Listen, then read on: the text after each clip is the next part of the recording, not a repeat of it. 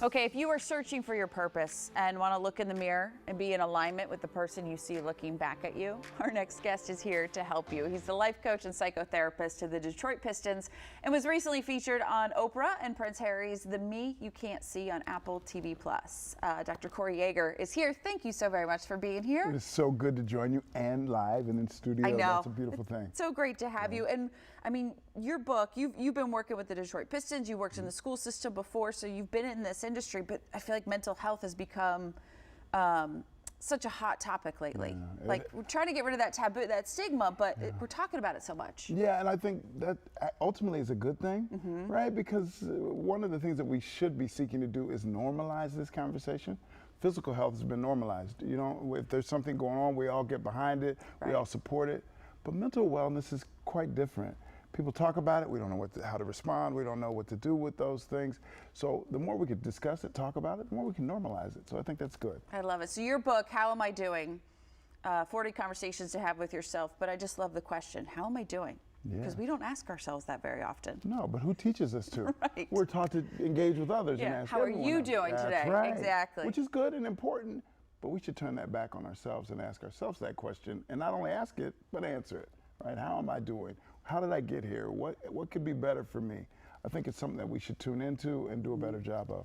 Well, what I love about this book is these are questions for us to really like look in the mirror and ask ourselves, right? Why did you kind of build it this way? Why was it this the best way to have that conversation? Yeah, I think one of the things that I've kind of discovered over the process of being a therapist is these questions elicit so much depth of knowledge. If you really engage with these questions, there's a deep sense of, man, I didn't really think about that, or I didn't really discover that in myself. So that's the journey that we kind of went on for writing the book, and that discovery process was helpful for me.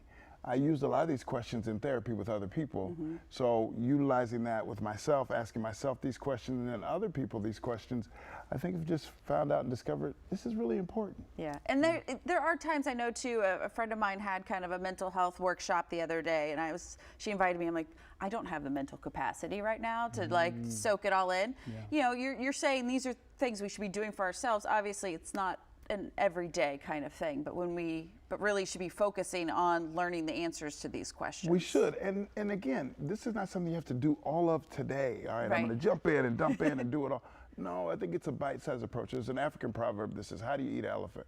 One bite at a time, right? I think mental wellness is that same journey. How do you do it? You really take a bite, try to figure out what the next step is, and then take the next bite. So that's what the book is doing, taking a bite-sized approach to the process. What other questions are in there that you could think of we should ask ourselves? So I think one question I absolutely love is, what is your genius? I think we all have genius, right? That we all do, but we have things that we're really good at, but we don't see it as our genius.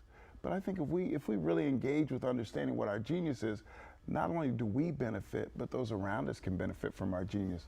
One question that I have that I love is, where's your sacred space? Where's the space that's most sacred to you? It could be on an airplane. It could be, for me, my chocolate leather chair that's in my home, right? So where is that? Because that is a space that I get to recharge and regenerate and engage with my family. And so I think we should engage and understand where that place is and what it means to us. One that I liked, and it's like kind of, where does your anger coming from? What's stemming? Because we all get that stress and anxiety, we'll snap at the smallest thing. We do. Right? Or you'll just feel like, why am I feeling so on edge today? That's right. And so one of the things I talk about in the book is anger is a secondary emotion. So that's never the primary start. Anger doesn't begin anything. It comes off of something. If I'm sad about something, I'll present anger to you. If I'm disappointed about something, I'll present you anger. And why? Because I don't really know how to talk to you about sadness. I'm not equipped to talk to you about my disappointment. But it's very easy for me to show you my sadness. So I think we utilize that often without really engaging with what's underneath it. What's the root of that anger? So many things for us to think about. Congratulations. I know this book is a labor of love, and your Detroit Pistons are in town, so we'll see you there on the sideline tomorrow night. Dr. Yeager, thank you so very much. Thank you. Thanks for taking the time with us. And get his book, How Am I Doing? 40 Conversations to Have with Yourself.